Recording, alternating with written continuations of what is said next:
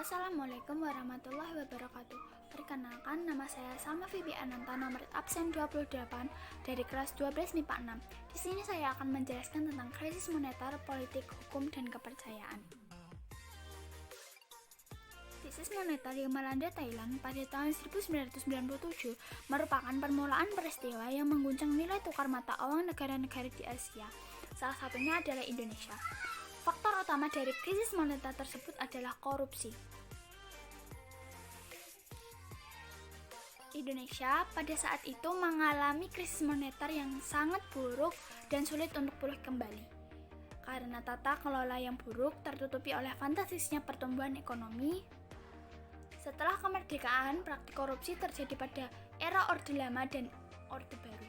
Praktik korupsi terjadi karena intervensi dari pemerintahan melalui birokrasi yang sangat terpusat begitu besar dalam berbagai sektor ekonomi.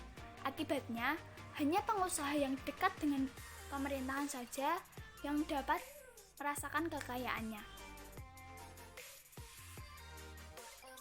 Praktik korupsi puluhan tahun mengantarkan Indonesia pada krisis ekonomi pada tahun 1998.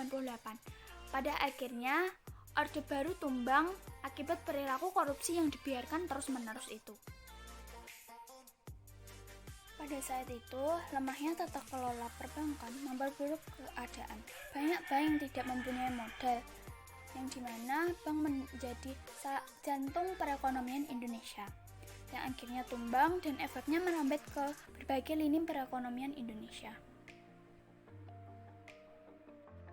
Pada krisis ekonomi tahun 1998, Bank Dunia merekomendasikan korupsi menjadi urutan pertama yang harus diberantas di Indonesia. Korupsi perlu diberantas karena praktik ini menjadi sumber masalah ekonomi yang paling utama di Indonesia. Mulai dari kemiskinan, ketimpangan, terbatasnya lapangan kerja, lemahnya nilai tukar rupiah terhadap dolar Amerika. Semua ini terjadi secara berulang-ulang di Indonesia dan karena praktik korupsi ini menjadi misalokasi sumber daya.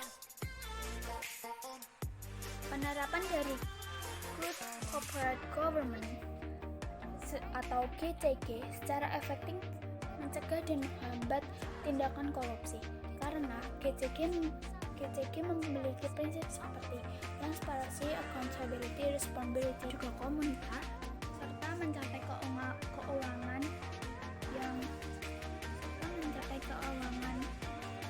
sehat dan juga